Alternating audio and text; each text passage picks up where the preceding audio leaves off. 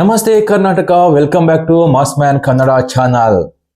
Dream 11ಗೆ ಸಂಬಂಧಿಸಿದಂತೆ ಅಪ್ಡೇಟ್ಗಳು ಬರ್ತಾ ಇದ್ದಾವೆ.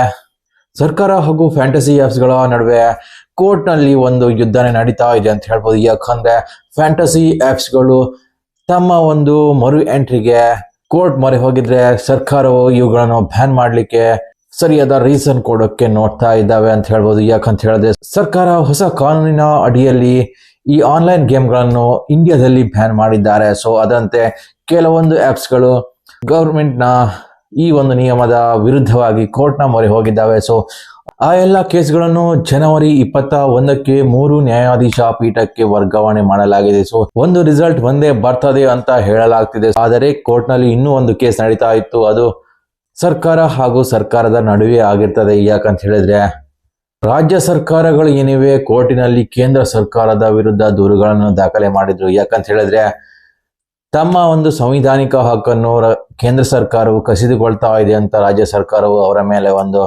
ದೂರನ್ನು ಸಲ್ಲಿಸಿದ್ರು. ಸೊ ಯಾಕೆ ಈ ದೂರನ್ನು ಸಲ್ಲಿಸಿದ್ರು ಅಂತ ಹೇಳಿದ್ರೆ ಈ ಆನ್ಲೈನ್ ಗೇಮಿಂಗ್ ಹಾಗೂ ಬೆಟ್ಟಿಂಗ್ ಸಂಬಂಧಿಸಿದ್ದು ಕೇವಲ ರಾಜ್ಯ ಸರ್ಕಾರಕ್ಕೆ ಅಂತ ರಾಜ್ಯ ಸರ್ಕಾರಗಳ ವಾದವಾಗಿರ್ತದೆ. ಸೊ ಇದನ್ನು ನೀವು ಹೇಗೆ ಬ್ಯಾನ್ ಮಾಡ್ತೀರಿ, ನಮ್ಮ ಅನುಮತಿ ಇಲ್ಲದೆ, ಇದು ನಮ್ಮ ಸಂವಿಧಾನದ ಹಕ್ಕನ್ನು ನೀವು ಕಸಿದುಕೊಂಡ ಹಾಗೆ ಅಂತ ಕೇಂದ್ರ ಸರ್ಕಾರದ ವಿರುದ್ಧ ನೇರವಾಗಿ ಕೋರ್ಟ್ನಲ್ಲಿ ದೂರು ನೀಡ್ತಾರೆ. ಸೊ ಅದರಂತೆಯೇ ಈ ಕೇಸಿನ ಬಗ್ಗೆ ಕೋರ್ಟಿನಲ್ಲಿ ವಾದ ವಿವಾದಗಳು ನಡೀತಲೇ ಇತ್ತು. ಸೊ ಇದೀಗ ಒಂದು ಅಪ್ಡೇಟ್ ಬರ್ತಾ ಇದೆ. ಏನಂತ ಹೇಳಿದ್ರೆ ರಾಜ್ಯ ಸರ್ಕಾರಗಳು ಈ ವಿಷಯವಾಗಿ ಕೋರ್ಟ್ನ ಮೊರೆ ಹೋಗಿದ್ದವು. ಸೊ ಇವಾಗ ಕೋರ್ಟ್ನಲ್ಲಿ ಏನು ಹೇಳ್ತೆ ಅಂತ ಹೇಳಿದ್ರೆ ಈ ಎಲ್ಲ ವಿಷಯಗಳನ್ನು ಕೂಡ ಜನವರಿ 21ಕ್ಕೆ 3 ಸದಸ್ಯತ್ವ ಇರುವ ಪೀಠಕ್ಕೆ ವರ್ಗಾಯಿಸಲಾಗಿದೆ.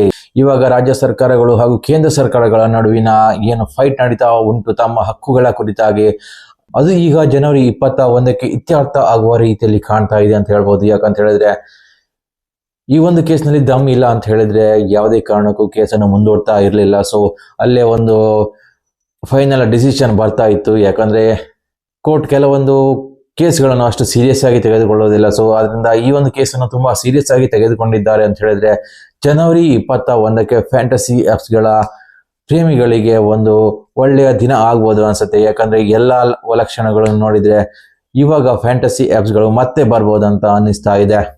ಇನ್ನು ಎರಡನೇ ಅಪ್ಡೇಟ್ ಬಂದು ಡ್ರೀಮ್ 11 ಮೇಲೆ ಸಂಬಂಧಿಸಿದಾಗಿದೆ. ಡ್ರೀಮ್ 11ಗೆ ಕೆಲವೊಬ್ರು ಹೇಳ್ತಾ ಇದ್ರು ಇದು ಫ್ರಾಡ್ ಗೇಮ್ ಆಗಿರ್ತದೆ ಅಂತ. ಯಾಕಂದ್ರೆ ಡ್ರೀಮ್ 11 ಮೇಲೆ ಇಡಿ ರೈಡ್ ಮಾಡಿದೆ ಅಂತ ಹೇಳಲಾಗ್ತಿತ್ತು. ಡ್ರೀಮ್ 11 ಸಿಇಒ ಹರ್ಷ್ ಜೈನ್ ಅವರು ಏನಿದ್ದಾರೆ ಅವರ ತಂದೆಯ ಕಂಪನಿಯ ಮೇಲೆ ನಡೆದಂತಹ ಇಡಿ ರೈಡ್ ಆಗಿರ್ತದೆ. ಸೊ ಸುಮಾರು 2400 ಕೋಟಿಯಷ್ಟು ಮನಿ ಲಾಂಡ್ರಿಂಗ್ ಆಗಿದೆ ಅನ್ನೋದು ಇಡಿ ಅವರ ವಾದವಾಗಿರ್ತದೆ.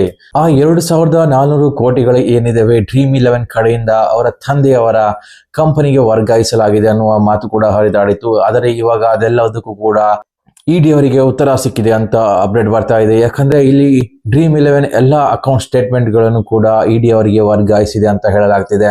ಸೊ ಇಡಿ ಅವರಿಗೆ ಡ್ರೀಮ್ 11ಗೆ ಸಂಬಂಧಿಸಿದಂತೆ ಯಾವುದೇ ಫ್ರಾಡ್ ಕೇಸ್ಗಳು ಕೂಡ ಇದುವರೆಗೂ ಸಿಕ್ಕಿಲ್ಲ. ಈ ಒಂದು ಮನಿ ಲಾಂಡ್ರಿಂಗ್ ವಿಷಯದಲ್ಲೂ ಕೂಡ ಡ್ರೀಮ್ 11 ಯಾವುದೇ ರೀತಿಯಾದಂತಹ ಫ್ರಾಡ್ ಮಾಡಿಲ್ಲ ಅನ್ನುವಂತಹ ಅಪ್ಡೇಟ್ ಕೂಡ ಬರ್ತಾ ಇದೆ. ಇದರಿಂದ ಗೊತ್ತಾಗೋದು ಏನಂತ ಹೇಳಿದ್ರೆ ಡ್ರೀಮ್ 11 ಮೇಲೆ ಯಾವುದೇ ರೀತಿಯಾದಂತಹ ಕೇಸ್ಗಳು ಕೂಡ ದಾಖಲಾಗಿಲ್ಲ. ಆದರೆ ಇಲ್ಲಿಯವರೆಗೂ ಇಡಿ ರೈಡ್ ಆಗಿರೋದು ಕೇವಲ ಬೆಟ್ಟಿಂಗ್ ಆ್ಯಪ್ಗಳ ಮೇಲೆ ಆಗಿರ್ತದೆ. ಅದು ಲೀಗಲ್ ಆಗಿ ಮಾಡಿರುವಂತಹ ಬೆಟ್ಟಿಂಗ್ ಆ್ಯಪ್ಗಳಾಗಿರ್ತವೆ. ಸೊ ಅದು ಯಾವುದೇ ಫ್ಯಾಂಟಸಿ ಆ್ಯಪ್ಸ್ಗಳ ಮೇಲೆ ಆಗಿರುವಂತಹ ಇಡಿ ರೈಡ್ ಆಗಿರೋದಿಲ್ಲ. ಫ್ಯಾಂಟಸಿ ಆ್ಯಪ್ಸ್ಗಳ ಯೂಸರ್ಸ್ಗೆ ಇದೊಂದು ಒಳ್ಳೆಯ ಸಂದೇಶ ಆಗಿರ್ತದೆ. ಡ್ರೀಮ್ 11 ಆಗಿರ್ಬೋದು, ಮೈ 11 ಸರ್ಕಲ್ ಆಗಿರ್ಬೋದು, ಇಂತಹ ಫ್ಯಾಂಟಸಿ ಆಪ್ಸ್ಗಳ ಮೇಲೆ ಯಾವುದೇ ರೀತಿಯಾದಂತಹ ಇಡಿ ರೈಡ್ ಆಗಿರ್ಬೋದು ಅಥವಾ ಯಾವುದೇ ರೀತಿಯಾದಂತಹ ಫ್ರಾಡ್ ಕೇಸ್ಗಳು ಕೂಡ ಇದುವರೆಗೂ ಬಂದಿಲ್ಲ. ಅದರಿಂದ ಇವಾಗ ಒಂದೇ ಹೋಪ್ಸ್ ಅಂತ ಹೇಳಿದ್ರೆ ಜನವರಿ 21ಕ್ಕೆ ಇಂತಹ ಫ್ಯಾಂಟಸಿ ಆಪ್ಸ್ಗಳು ಮತ್ತೆ ಬರ್ಬೋದು. ಯಾಕಂದ್ರೆ ಇಂತಹ ಫ್ಯಾಂಟಸಿ ಆಪ್ಸ್ಗಳನ್ನು ಬ್ಯಾನ್ ಮಾಡಲು ಸರ್ಕಾರದ ಬಳಿ ಸ್ಟ್ರಾಂಗ್ ಸಾಕ್ಷ್ಯಗಳು ಇರುವುದಿಲ್ಲ. ಸೊ ಅದರಿಂದ ಈ ಒಂದು ಕೇಸ್ನಲ್ಲಿ ಫ್ಯಾಂಟಸಿ ಆಪ್ಸ್ಗಳಿಗೆ ಜಯ ಸಿಗ್ಬೋದು ಅನಿಸ್ತಾ ಇದೆ. ಇವಾಗ ಎಲ್ಲ ಇಂಟರ್ನೆಟ್ಗಳು ಹಾಗೂ ಇನ್ಸ್ಟಾಗ್ರಾಮ್ಗಳು ಮುಂತಾದ ಕಡೆ ನೀವು ಸ್ಕ್ರೋಲ್ ಮಾಡಿದಾಗ ನಿಮಗೆ ಕಾಣಸಿಗುವುದು ಈ ಕಮ್ ಆ್ಯಪ್ ಆಗಿರ್ತದೆ. ಅದರ ಆ್ಯಡ್ ಎಲ್ಲ ಕಡೆನೂ ಇವಾಗ ಕಾಣಿಸ್ತಾ ಇದೆ. ಕೆಲವರು ನನಗೆ ಮೆಸೇಜ್ ಮಾಡಿ ಅದರ ಬಗ್ಗೆ ವಿಡಿಯೋ ಮಾಡಿ ಅಂತ ಹೇಳಿದ್ದಾರೆ. ಸೊ ಅದರ ಬಗ್ಗೆ ನಾವು ಕೂಲಂಕುಷವಾಗಿ ಸ್ಟಡಿ ಮಾಡಿದಾಗ ನಮಗೆ ಗೊತ್ತಾಗಿರೋದು ಏನಂತ ಹೇಳಿದ್ರೆ ಈ ಕಮ್ ಆ್ಯಪ್ ಏನಿದೆ ಯಾವುದೇ ರೀತಿಯಾದಂತಹ ಪ್ಲೇಸ್ಟೋರ್ಗಳಲ್ಲೂ ಕೂಡ ಲಭ್ಯವಿರುವುದಿಲ್ಲ. ಈ ಕಮ್ ಆ್ಯಪ್ ನೀವು ಮೊದಲೆಲ್ಲ ನೋಡಿದ್ರೆ Dream11 ಪ್ಲೇಸ್ಟೋರ್ ನಲ್ಲಿ ಸಿಗ್ತಾ ಇತ್ತು ನಿಮಗೆ. ಆದ್ರೆ ಈ ಕಮ್ ಆಪ್ ಬಂದು ಕೇವಲ ಲಿಂಕ್ ವಾಯ್ಸ್ ಗೇಮ್ ಆಗಿರ್ತದೆ. ಇದು ಇಂಡಿಯನ್ ಕಂಪನಿ ಆಗಿರುವುದಿಲ್ಲ.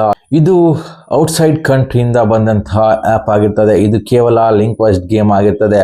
ಇದು ನೋಡ್ಲಿಕ್ಕೆ ನಿಮ್ಗೆ ಸೇಮ್ ಫ್ಯಾಂಟಸಿ ಆಪ್ಸ್ ಗಳ ಥರನೇ ಇದೆ. ಯಾಕಂತ ಹೇಳಿದ್ರೆ ಇಲ್ಲಿಯೂ ಕೂಡ ಬ್ಯಾಟಿಂಗ್ ಕ್ಯಾಟಗರಿ ಇರ್ತದೆ. ವಿಕೆಟ್ ಕೀಪರ್ ಆಗಿರ್ಬೋದು, ಅಥವಾ ಆಲ್ರೌಂಡರ್ ಆಗಿರ್ಬೋದು, ಅಥವಾ ಬೌಲಿಂಗ್, ಈ ಎಲ್ಲಾ ವಿಭಾಗಗಳು ಕೂಡ ಇಲ್ಲಿರ್ತದೆ. ಹಾಗೇನೆ ಪ್ಲೇಯರ್ ಸ್ಟಾಟ್ ಕೂಡ ಇಲ್ಲಿರ್ತದೆ. ಸೇಮ್ ಟು ಸೇಮ್ ನೀವು Dream11 ಅಥವಾ My11 ಸರ್ಕಲ್ ನಲ್ಲಿ ಯಾವ ರೀತಿ ಆಡ್ತಾ ಇದ್ರು ಅದೇ ರೀತಿಯಾದಂತಹ ವ್ಯವಸ್ಥೆಯನ್ನು ಕೂಡ ಈ ಒಂದು ಕಮ್ ಆಪ್ ನಲ್ಲಿ ಕೂಡ ಇದೆ.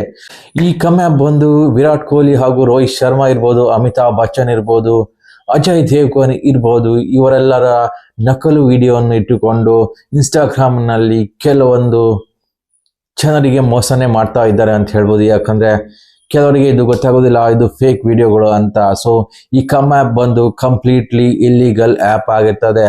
ಇದು ಯಾವುದೇ ರೀತಿಯಾದಂತಹ ಲೀಗಲ್ ಆಪ್ ಆಗಿರುವುದಿಲ್ಲ. ಸದ್ಯದ ಮಟ್ಟಿಗೆ ಇಂಡಿಯಾದಲ್ಲಂತೂ ಯಾವುದೇ ರೀತಿಯಾದಂತಹ ಲೀಗಲ್ ಆಪ್ ಆಕ್ಟಿವ್ ಆಗಿರುವುದಿಲ್ಲ. ಅದು ಮನಿ ಪೇಯ್ಡ್ ಕಾಂಟೆಸ್ಟ್ ನಲ್ಲಿ ಯಾವುದೇ ರೀತಿಯಾದಂತಹ ಲೀಗಲ್ ಆಪ್ಗಳು ಇರುವುದಿಲ್ಲ. ಆದರೆ ಇ ಕಾಮರ್ಸ್ ವಿಭಾಗದಲ್ಲಿ ನೀವು ಆಡೋದಾದ್ರೆ ಜಂಬೋ ಆಪ್ ಒಂದೇ ಒಂದು ಇವಾಗ ಇಂಡಿಯಾದಲ್ಲಿ ಲೀಗಲ್ ಆಗಿರ್ತದೆ. ಇವಾಗಲೇ ಕೆಲವೊಂದು ಯೂಸರ್ಸ್ಗಳು ಇಂಡಿಯಾದಲ್ಲಿ ಇದನ್ನು ಯೂಸ್ ಮಾಡ್ತಾ ಇದ್ದಾರೆ. ಆದರೆ ಅವರಿಗೂ ಕೂಡ ಯಾವುದೇ ರೀತಿಯಾದಂತಹ ಸರಿಯಾದಂತಹ ವಿಡ್ರಾವಲ್ ಕೂಡ ಸಿಗ್ತಾ ಇಲ್ಲ. ಹಾಗೇನೆ ಇವರು ಪೇಯ್ಡ್ ಮಾಡಿದಂತಹ ಹಣವು ಕೂಡ ಇವರಿಗೆ ಒಂದು ಕಾಂಟೆಸ್ಟ್ ಅನ್ನು ಜಾಯಿನ್ ಮಾಡಲು ಕೂಡ ಸಿಗ್ತಾ ಇಲ್ಲ. ಕೆಲವೊಂದು ತೊಂದರೆಯನ್ನು ಇವಾಗಲೇ ಅನುಭವಿಸ್ತಾ ಇದ್ದಾರೆ. ಸೊ ಈ ಆಪ್ ನಲ್ಲಿ ನೀವು ಆಡಿದ್ರಂತೂ ಖಂಡಿತವಾಗಿ ನೀವು ವಿನ್ ಆಗಲಿಕ್ಕೆ ಸಾಧ್ಯನೇ ಇಲ್ಲ. ಒಂದ್ ವೇಳೆ ಸ್ವಲ್ಪ ಮಟ್ಟಿನ ಹಣದ ಆಮಿಷ ನಿಮ್ಗೆ ಸಿಕ್ಕಿದ್ರೆ ಅದರಿಂದ ನಿಮ್ಮ ಅಕೌಂಟ್ ಫ್ರೀಸ್ ಆಗುವ ಸಾಧ್ಯತೆ ಕೂಡ ಇರ್ತದೆ. ಬೆಟ್ಟಿಂಗ್ ಆಪ್ಗಳಾಗಿರ್ಬೋದು, ಇಲ್ಲಿಗಲ್ ಆಪ್ಗಳು ಆಗಿರ್ಬೋದು, ಇವುಗಳಿಂದ ಜನರು ತುಂಬಾನೇ ಹಣವನ್ನು ಕಳ್ಕೊಳ್ತಿದ್ದಾರೆ. ಸೊ ಅಂತಹ ಆಪ್ಗಳನ್ನು ಆದಷ್ಟು ಬೇಗ ಬ್ಯಾನ್ ಮಾಡಬೇಕಾಗಿರ್ತದೆ ಗವರ್ಮೆಂಟ್ನವರು. ಆದರೆ ಇಲ್ಲಿ ಅದು ಆಗ್ತಾ ಇಲ್ಲ. ಫ್ಯಾಂಟಸಿ ಆಪ್ಸ್ಗಳಿಗೆ ಸಂಬಂಧಿಸಿದಂತೆ ಯಾವುದೇ ವಿಷಯಗಳಿದ್ರು ನಾನು ಅದನ್ನು ನಿಮಗೆ ತಿಳಿಸ್ತೇನೆ. ಒಂದು ವೇಳೆ ಈ ಮಾಹಿತಿ ನಿಮಗೆ ಇಷ್ಟ ಆದರೆ ಲೈಕ್ ಮಾಡಿ, ಸಬ್ಸ್ಕ್ರೈಬ್ ಮಾಡಿ. ನಮಸ್ಕಾರ.